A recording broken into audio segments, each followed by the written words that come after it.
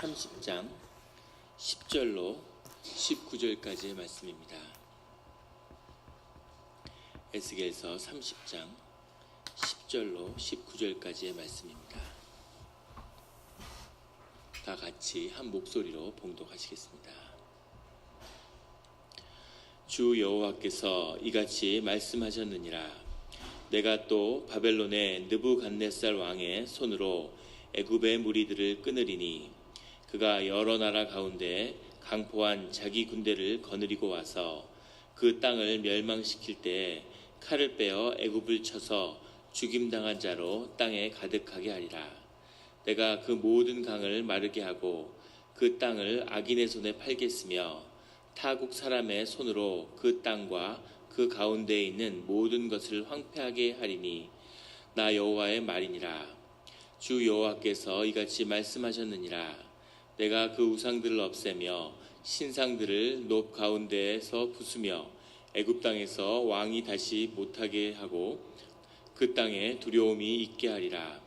내가 바드로스를 황폐하게 하며 소안에 불을 지르며 노 나라를 심판하며 내 분노를 애굽의 견고한 성읍 신에 쏟고 또 노 나라의 무리를 끊을 것이라.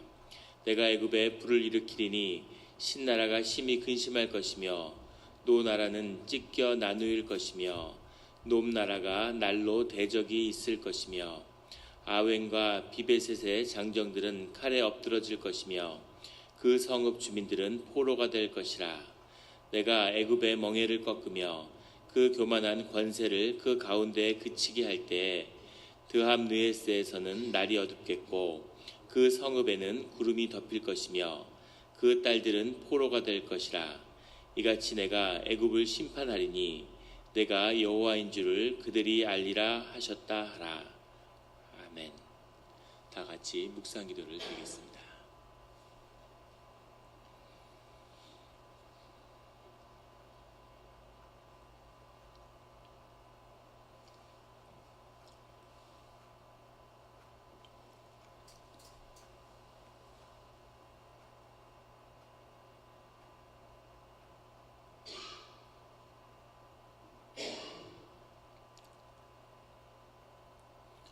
하나님 아버지 감사합니다. 주의 음성을 듣고자 저희가 새벽 제단 앞에 모였습니다. 우리 마음의 기도와 우리 마음의 묵상이 주님께 연락되기를 원합니다. 감사드리며 예수 그리스도의 이름으로 기도드렸습니다. 아멘. 29장 30장에 이어서 계속해서 주님은 애굽의 심판에 대한 말씀을 증거하고 계십니다. 오늘 에스겔서 30장 10절의 말씀은 이렇게 시작하고 있습니다. 주 여호와께서 이같이 말씀하셨느니라. 내가 또 바벨론의 느부갓네살 왕의 손으로 애굽의 무리들을 끊으리니 이제 느부갓네살 왕의 애굽에 대한 침공이 시작될 거라고 주님이 말씀하고 계시는 거죠. 그리고 역사적으로 보면 에스겔의 이 말씀이 증거된 다음에 한 5, 6년 정도 있다가 실제로 느부갓네살의 애굽에 대한 정벌이 시작됩니다. 그 전에 느부갓네살 왕의 바벨론과 애굽이 전쟁을 벌여서 바벨론이 크게 이겼지만 아직 본토는 안전한 지금의 상황이었는데 이제 바벨론의 권세가 애굽을 꺾을 것이라고 주님이 말씀하고 계시는 거죠.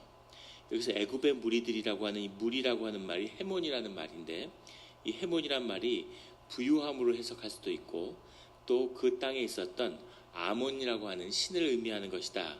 애굽의 아몬을 끊는다. 종교적 권세를 끊는다는 뜻도 되고 경제적 권세를 끊는다는 뜻도 되고 그것들을 쫓는 무리들을 끊는다는 뜻도 됩니다. 그래서 어떻게도 해석할 수 있는데 그렇게 애굽의 기본적으로 그 애굽이라고 하는 나라의 그 근본에는 그런 깊은 종교적인 권세 또 세상을 쫓는 그런 권세들이 그 근본에 있다는 것을 주님이 말씀하고 계시는 거죠. 그래서 단순히 하나님의 그 잔을 옮기는 촛대를 옮기는 그 권세를 옮기는 일뿐 아니라 그 애굽 가운데 있는 그 깊은 그 뿌리 깊은 우상의 권세를 끊는다고 하는 뜻도 이 말씀 가운데 있다는 것을 보게 됩니다. 늘 삶의 그 근원의 뿌리를 주께만 찾는 우리 성도님들이 되시기를 주의 이름으로 축원합니다.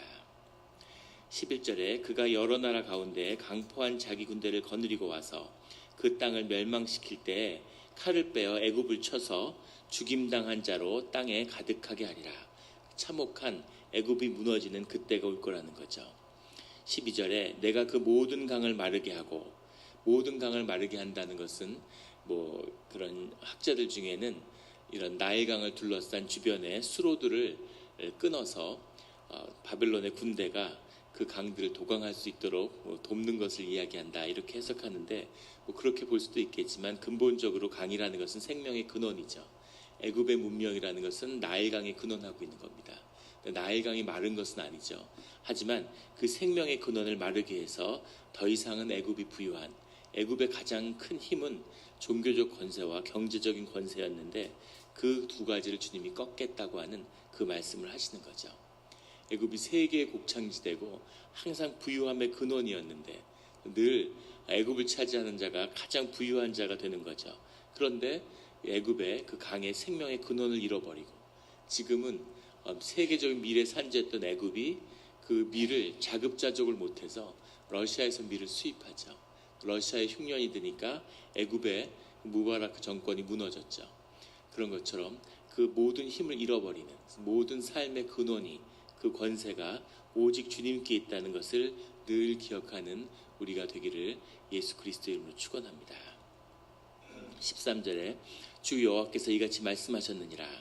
내가 그 우상들을 없애며 신상들을 높 가운데서 부수며, 높이라고 하는 건 나일강 중류에 있는 오늘날의 멤피스를 의미한다고 합니다. 멤피스라는 이 아주 번영하고 중요한 성읍이죠.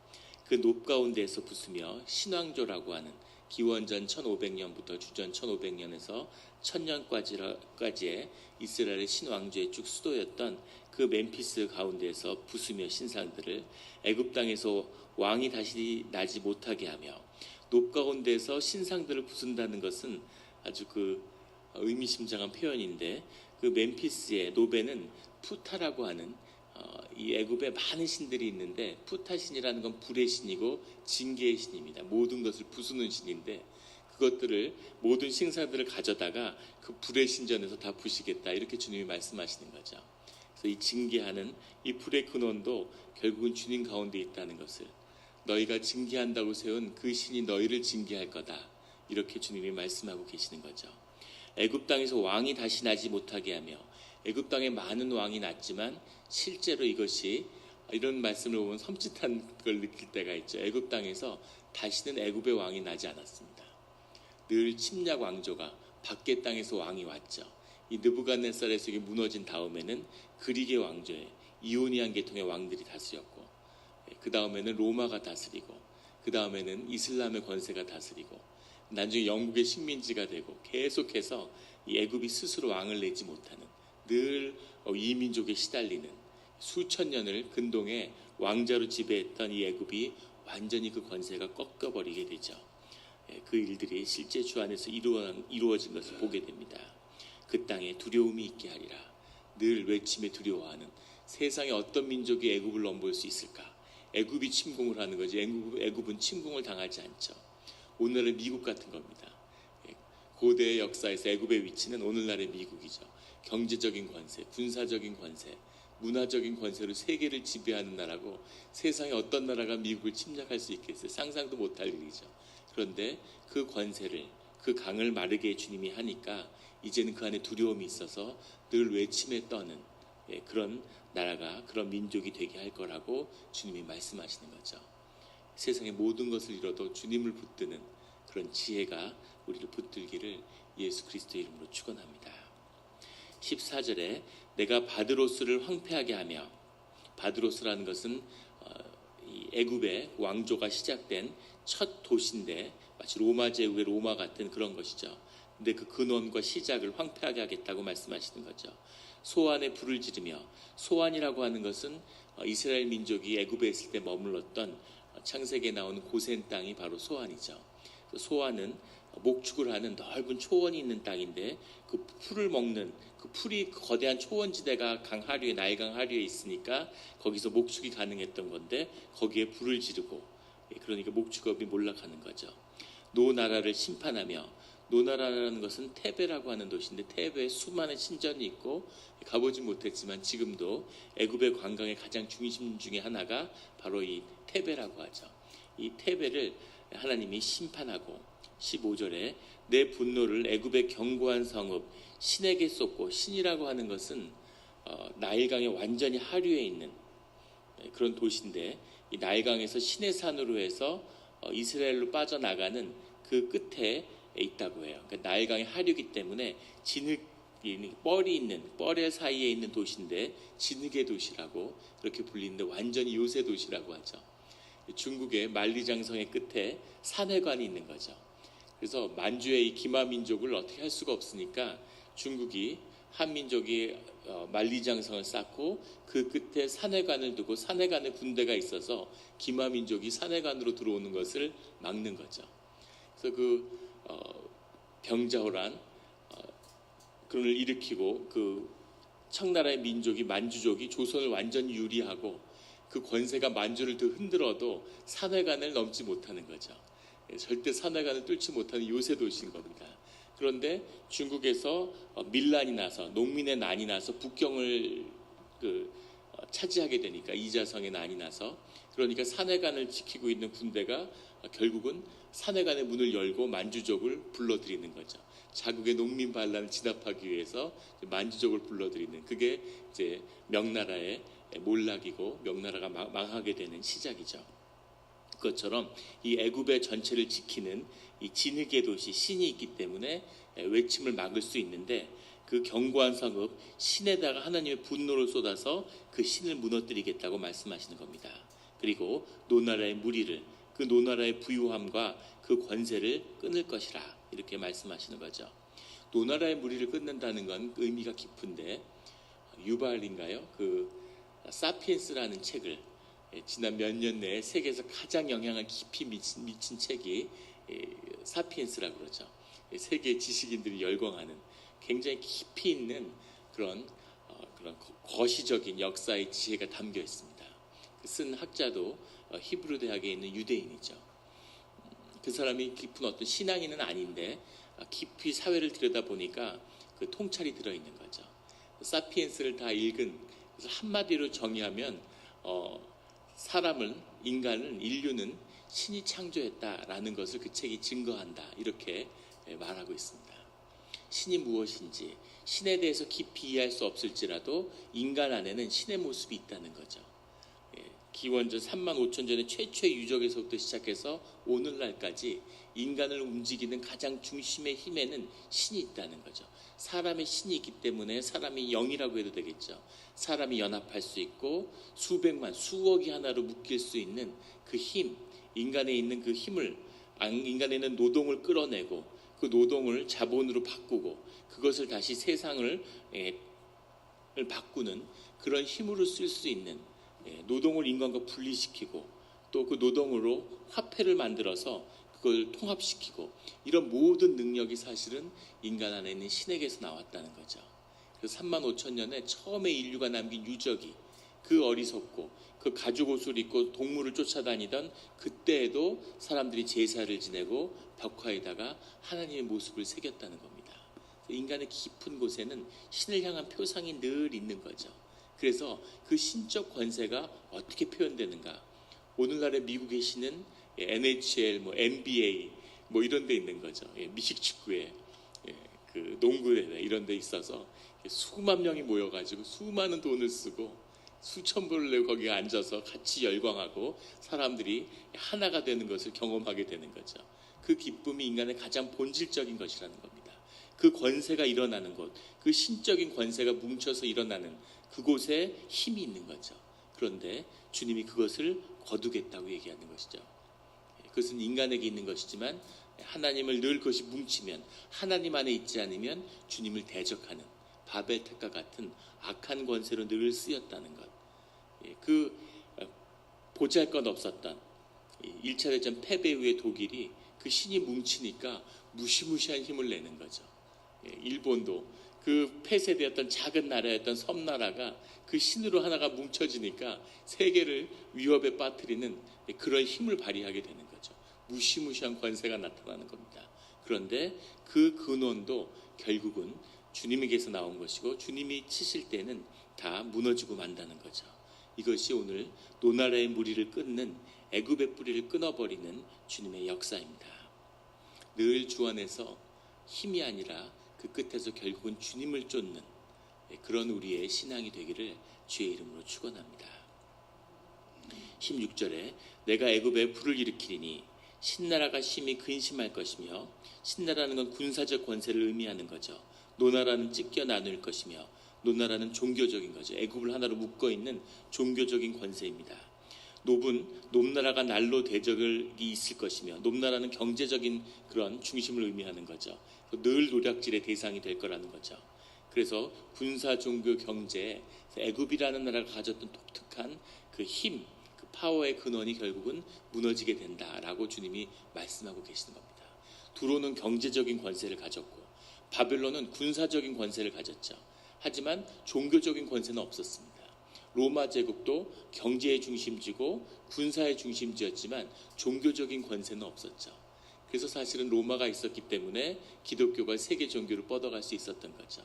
그래서 로마를 주님이 하나님의 구원의 뜻을 이루는 도구로 쓰실 수 있었던 거죠. 바벨론도 그럴 수 있었던 겁니다. 그런데 애굽은 그런 쓰임을 받을 수 없는 나라죠. 그래서 바벨론으로 이 애굽이 무너지는 거죠. 17절에 아웬과 비베셋의 장정들은 칼로 엎드러질 것이며, 아웬이라고 하는 것은 이 애굽에 있는 수많은 신들 중에 최고신 태양신 라의 신전을 모신 곳이 아웬이고, 비베셋이라고 하는 것은 파슈트라고 하는 그 애굽의 무슨 이런 피라미드나 이런 벽화 같은 데 보면 보셨을 거예요. 고양이 머리를 하고 사람의 모습을 하고 이렇게 신전을 지키는 아마 그런 그림들을 어디선가나 한 번은 보셨을 겁니다. 그것이 파슈트 신인데 그 파슈트 신을 모시는 곳이 비베셋이죠. 아웬과 비베셋의 장정이라고 해석했는데 사실은 시돈 같은 어린 아이들, 순전한 아이들이 성전의 일을 보는 거죠. 우리 가톨릭에 보면은 시동이라고 그래서 신부님의 일을 돕는 아이들이 있죠. 그 아이들이 커서 되게 신부님이 되지만 그 아이들이 칼에 엎드러질 것이다. 종교와 그 제사가 완전히 무너지게 될 거다라고 주님이 말씀하시는 거죠. 그 성읍 주민들은 포로가 될 것이라. 아웬이라는 것이 라의 신전이 있는데 헬리오폴리스라고 하는 그릭의 그 역사의 기록에도 보면 헬리오폴리스가 태양의 도시죠. 늘 그 태양을 숭배하는 것이 인간 가운데 끊이지 않는데 번영과 부를 추구하는 인간의 마음이 그 안에 담겨 있는 거죠. 우리가 사실은 신앙생활을 하는 가운데서도 늘 그런 것이 있습니다. 저도 그랬던 것 같아요. 세상을 깊이 들여다보면 세상을 움직이는 무언가가 뒤에 있구나 하는 것을 보게 되는 거죠. 인간의 노력으로 내 열심으로는 되지 않는 세상을 움직이는, 그걸 사람들이 행운이라고 얘기하던 뭐라고 얘기하던 그 무언가가 있구나 하는 것을 보게 되는 거죠. 그래서 그 축복을, 그 영의 어떤 그 권세를 얻고 싶은 그런 마음으로 신앙의 길로 들어설 수 있게 되고 그렇게 들어서는 거죠. 그렇게 주님을 따라 나섰는데 예수님의 제자들도 마찬가지일 겁니다. 오병이어의 기적을 보고 생명의 권세를 보고 병치료하는 신유의 은사를 보면서 저 권세만 있다면 로마를 쫓아내고 다윗의 왕조를 부활시킬 수 있겠구나. 저것만 있으면 그러면 우리 정말 부러울 것이 없겠구나 하고 주님을 쫓아갔는데 예수 그리스도의 마지막에서 만나는 것은 십자가와 자기 부인과 주님의 영광을 드러내는 그런 끝이 기다리고 있는 거죠. 그래서 그 모든 권세를 아는데, 주님의 나라를 아는데 자신의 목을 꺾는 자는 주님의 제자의 길을 가는 것이고, 그것을 꺾지 못하는 자는 유다와 같은 그 길을 가는 거죠. 유다는 그 끝에서 십자가를 보고 유다의 반응은 예수님을 팔아버린 거죠. 예수님을 죽이는 길로 내모는 것이었습니다. 우리가 보는 그 권세와 그것이 주님께 쓰임받는, 늘 주님이 주인이 되는 그 권세가 설령 우리에게 머물지라도 우리가 항상 선하게, 온전하게 주님의 뜻이 이루어지는 데 쓰임받는 그런 우리가 되기를 주의 이름으로 축원합니다. 18절에 내가 애굽의 멍에를 꺾으며 그 교만한 권세를 그 가운데서 그치게 할 때 드함느헤스에는 날이 어둡겠고, 드함느헤스라고 하는 것이 왕궁에 있는 국경에 있는 도시였는데, 이 신이라고 하는 이 펄에 둘러싸인 군사 도시가 앞에 있고, 그 뒤에 그 왕이 이 테베에서 신에서 올라와서 마지막에 국경에 머물고 있는 것이 드함느헤스였다 그래요. 이곳에 바로가 머물면서 군대가 출진할 때는 바로는 드함느헤스에 있다가 신을 지나서 이 이스라엘 쪽으로 광야로 나가는 거죠.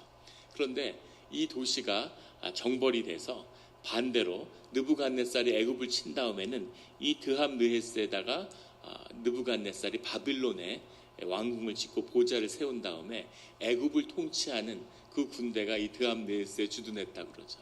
그래서 이 왕권을 상징하는 애굽의 영광을 드러내는 도시였는데, 반대로 마치 그 일제가 조선을 식민지화한 다음에 경복궁 앞에다가 총독부를 세워가지고 그 기세를 꺾는 거죠.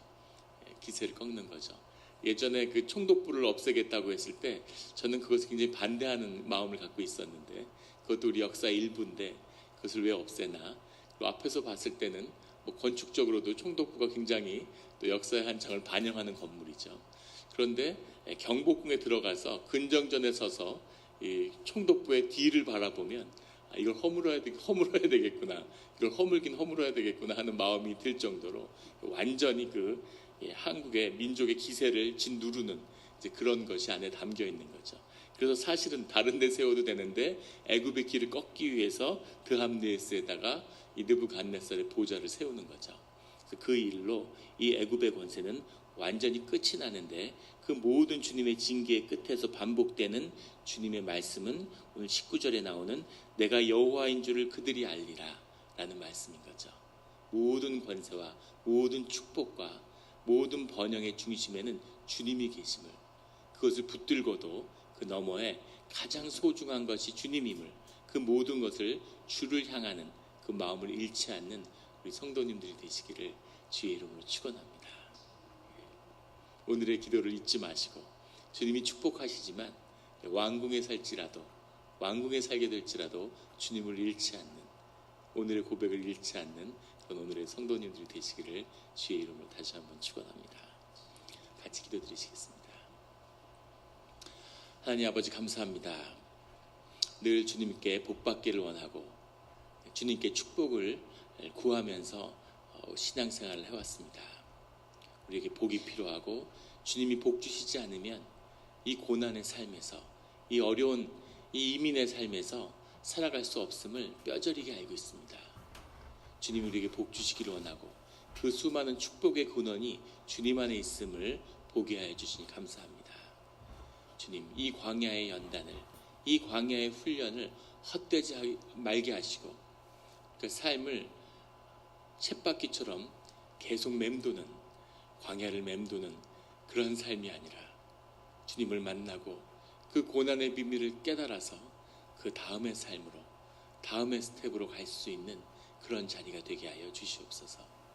주님의 귀한 것을 다 경험한 뒤에도 주님을 잃지 않고 그 모든 것을 잃어도 주님을 따라가는, 주님을 의지하는, 주님을 결단하는 그런 신앙의 자리가 되게 하여 주시옵소서.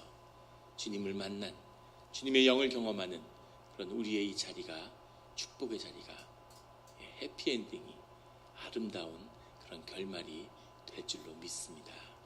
오직 예수 그리스도의 이름으로 십자가의 권세에 의지하며 감사하며